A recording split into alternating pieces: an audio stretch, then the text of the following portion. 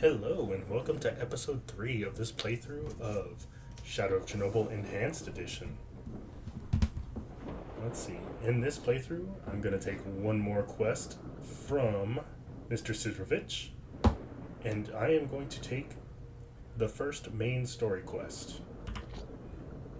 Listen, Markva, I've done some thinking, and here's what I'd like to offer. Generally speaking, what you really need is to find Strelok, right? Anyway, here's the thing about Strelok. There's a stalker that goes by this name, and they say he's found a path to the northern reaches of the zone. That is a virgin area, a real gold mine for artifacts. Anyway, I can help you find him. However, as you can imagine, it won't be a free ride. You'll have to work it off. But in the long run, we'll both benefit. You're going to waste that Strelok fella and find out what happened to you, and I'll find... I'll get my share of our mutual profit. So what do you say? Deal? All right, listen. You mean business, I can see that. And I mean, we need guys like you. We're doing sort of an investigation with some other traders. We want to open up a path to the north, to the center of the zone. And near the center, something or someone is trying to hamper our progress. How the heck this Strelok managed to sneak through, I don't know. You see, there's this one area where your brain starts boiling. An eerie place. Anyway, to cut a long story short, a couple of guys have been spying on those grunts for me, not far from here. Apparently the ones at the Agroprom Research Institute have dug up something major. I'm positive it has something to do with the center of the zone. Anyway, whatever they've dug up, it's secured somewhere on the 3rd floor of the Institute. And we really need this stuff. You know what I mean?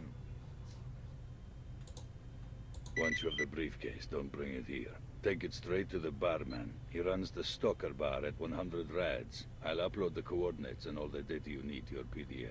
Clear? You'll need to go north through the garbage, then turn west. You'll end up at the Agroprom Research Institute after a few kilometers. And be careful. The radiation level is way too high at the garbage. So I suggest you invest in some anti-rad. Or some vodka. Well, good luck. An interesting thing I've always noticed about these games is that the voiceover work and the captions don't always match up. Interesting little quirk. Now, some of you may have noticed a new option here. General consensus was, in fact, to get the weapon repair mod, so I have. I will be repairing the current weapon.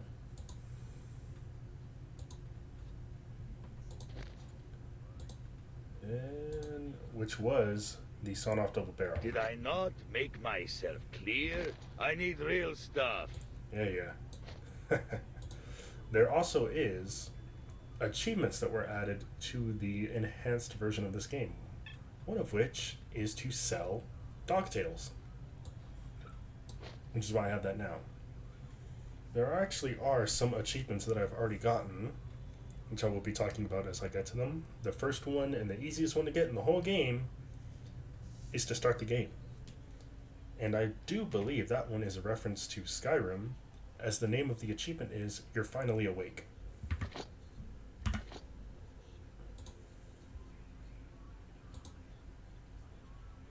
They're a pretty penny, but I have now repaired the Noiseless Viper. What the heck are you bringing me in all this crap for?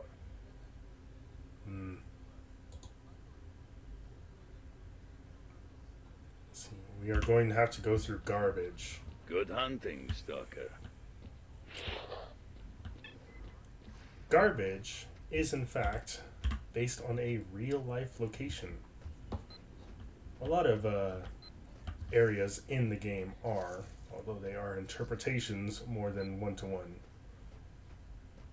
On the topic of achievements, let us go see our friend here.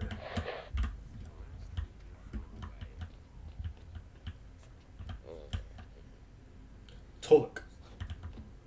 You might remember him. He is the stalker we found injured and healed with the medkit. Tolik is part of one of the other early achievements of the game, which is called a decent start. All you have to do to get a decent start is to save Tolik. He was the rookie stalker that we found right here. There's a couple more achievements that I already have that I unfortunately did not get on camera, but I will talk about them as we enter the garbage. Well, first, we need to meet the journeyman, which means we need to get across this railway embankment. This map here is the garbage. It is based on real life refuse, actual landfills that were contaminated with material from the nuclear incident. That is what Sidrovich meant when he said there was too much radiation.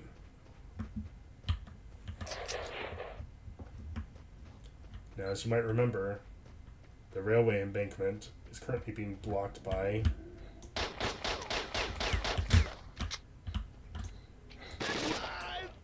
soldiers. I forgot to load this before I got into a firefight. What we're doing right now is we're taking a look at some stashes that are close by. It's going to be a dangerous stash to get to. A lot of radiation in this area, but possibly some goodies as well. Those are mutants. Those mutants are boars. Although from a distance I thought they were the closely related flesh. Let's see if they notice me.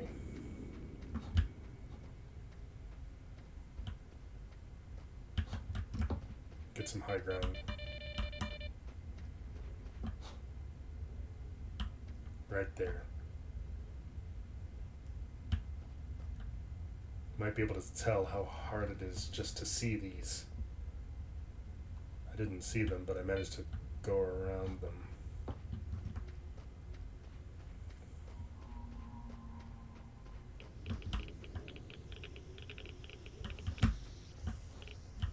And back away.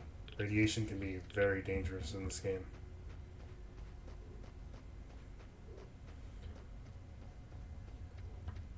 What we're looking for is right there. Look up there. There's an artifact on top of this fallen locomotive.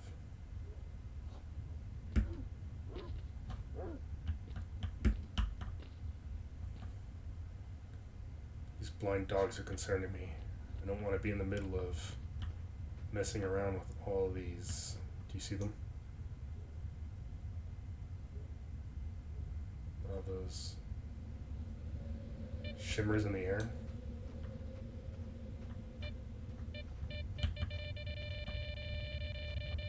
Dangerous. There. A bandit jacket. Not the best reward in the world, but it's something to sell.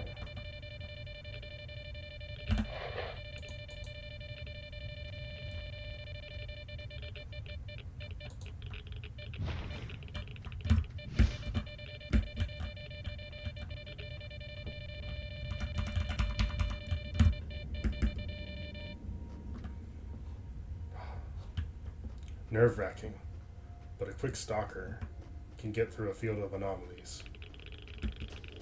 That is not good. You might be noticing my health is slowly going down. Radiation will damage your health. That was not good. So, marked one, regarding Strelick. A stalker by the name of Fox is coming back from a raid. Looks like he had a rough time and needs help. He came back with some type of critters all over him. He says he won't last long. He just might know something about Stalek. You got to go see him right now. Here are his coordinates.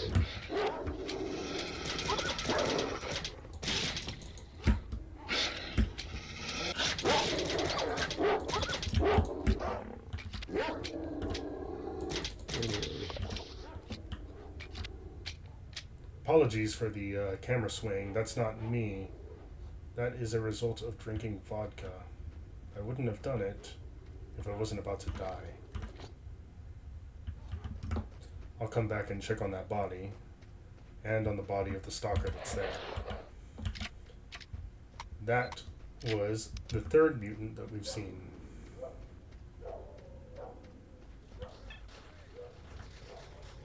A lot of blind dogs around. And apparently a bandit.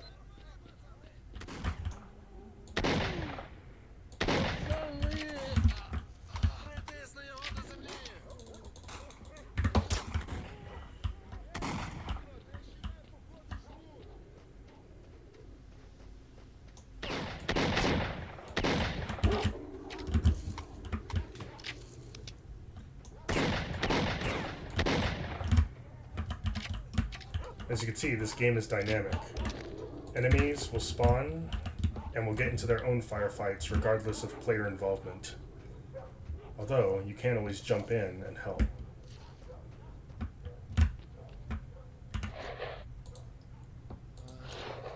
That is not good.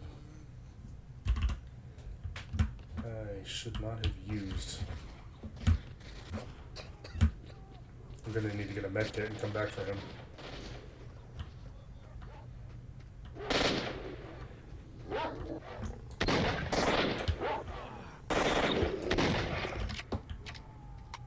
Ствол униз.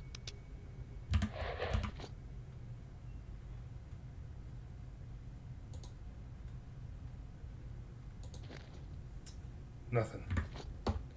Let's see this poor guy over here. Let's see if he had anything. There we go. Orca Cynic, your death is our opportunity.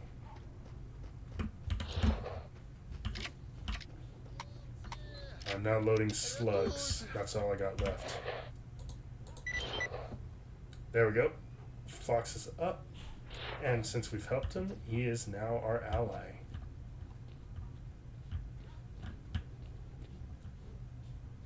Мужик, ты сдурел, чи що?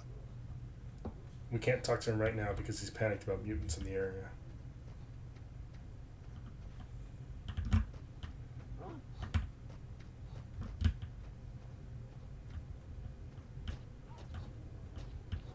I don't like this. Blind dogs are fast. I don't want to be dealing with them like this.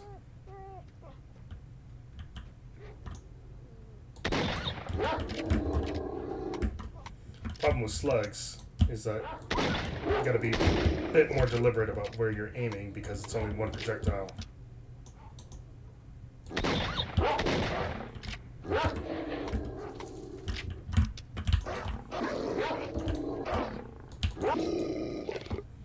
The knife is typically a last resort, but it does have quite an effective alternate attack, which is that downward stab you saw me doing. And I think I might do that to deal with the rest of these dogs, because I'm not looking good on ammunition.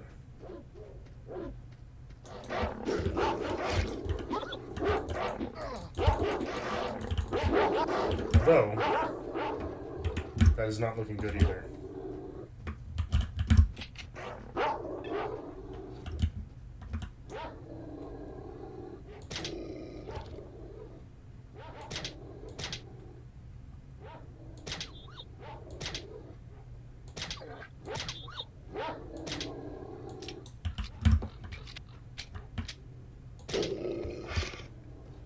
Alright, let's see if Fox is calmed down enough to talk to us.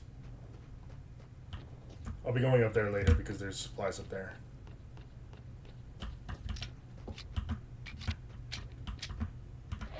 There we go.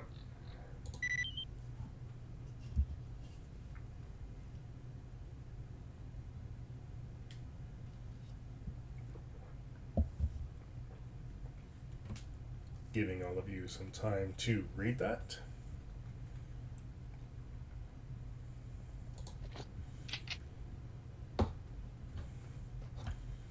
Alright. So, now it's time to go to the garbage.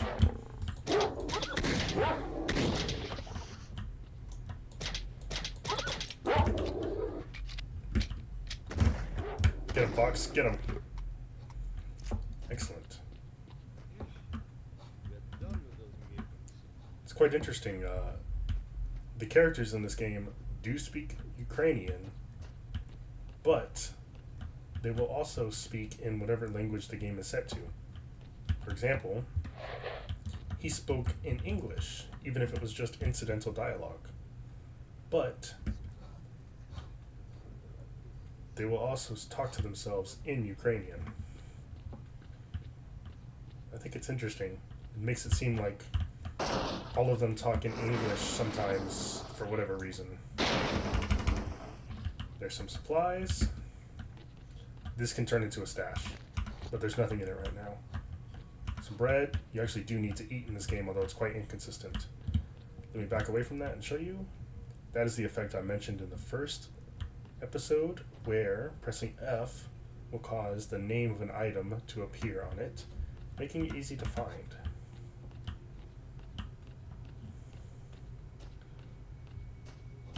Alright, now time to check on that body I mentioned earlier. Let's see where it is. Ignore that anomaly. I do believe those are vortexes, or they could be whirligigs. That is a boar.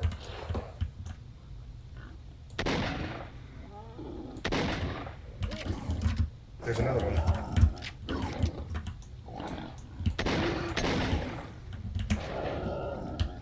I don't want to do that.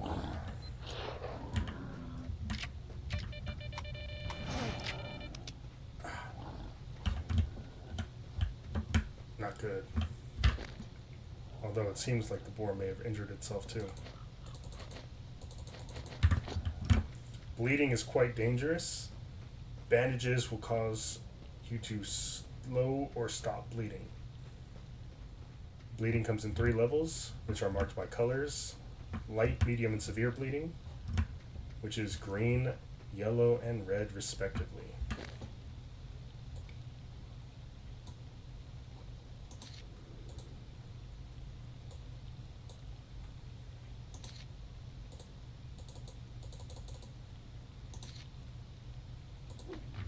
Again, not quite sure how to properly switch ammunition.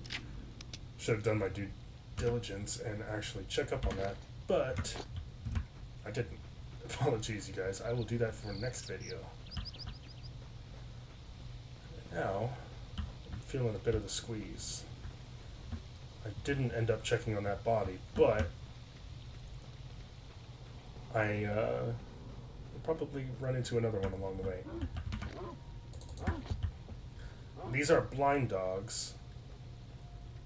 That other mutant is what is known as a pseudo-dog.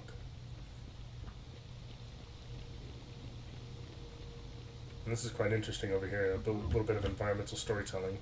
Let's see if we can check it out without the dogs getting us. If you remember the opening cinematic from the first episode, that is the truck that Strelok was rescued from.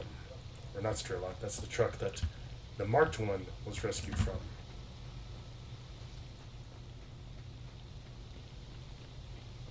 Yeah. Don't know how that guy managed to bring the marked one back. Running from dogs, carrying him on his back.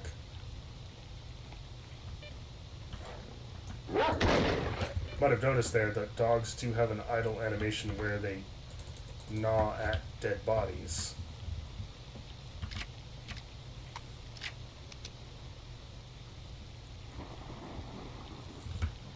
I'm about to get into another firefight. There are bandits here.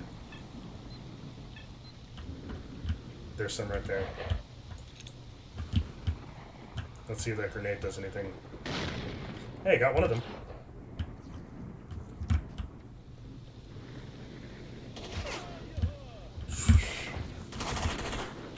Good, not good.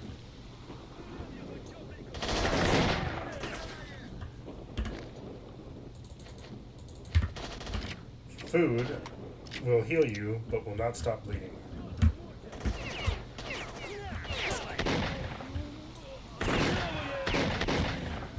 What you saw just there was a little bit of friendly fire. That bandit shot right through his comrade and killed him.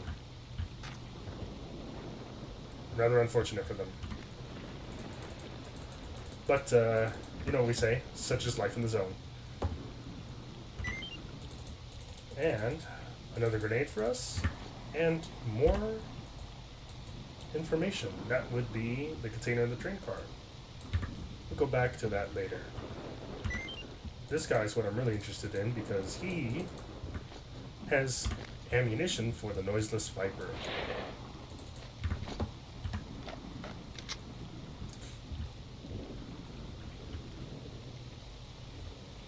A little bit of leftover military machinery. Now, we are pushing the time. I typically try and keep these a little bit, but I think we'll push into garbage now.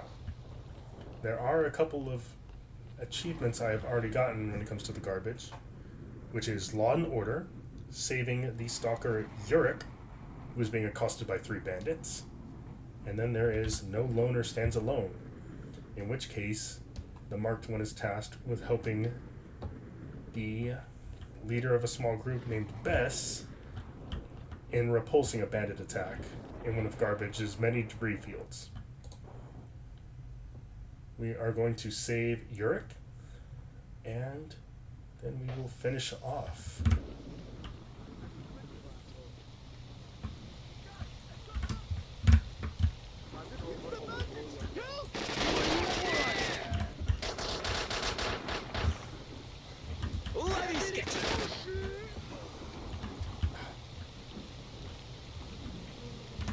Here is...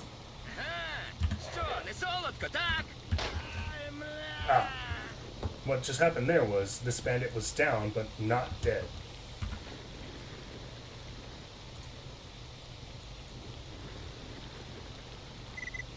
People, this is the And that would be commander of the Bess. neutral squad. We've kicked the bandits out of the derelict machinery scrapyard, expecting counterattack. We're low on numbers, so everyone's welcome to give us a helping hand. We will in fact be offering our help to Bess. Europe has now become an ally. We're going to take what we can from these guys, and I think that will finish us off for this episode. Thank you for joining me, and see you again soon.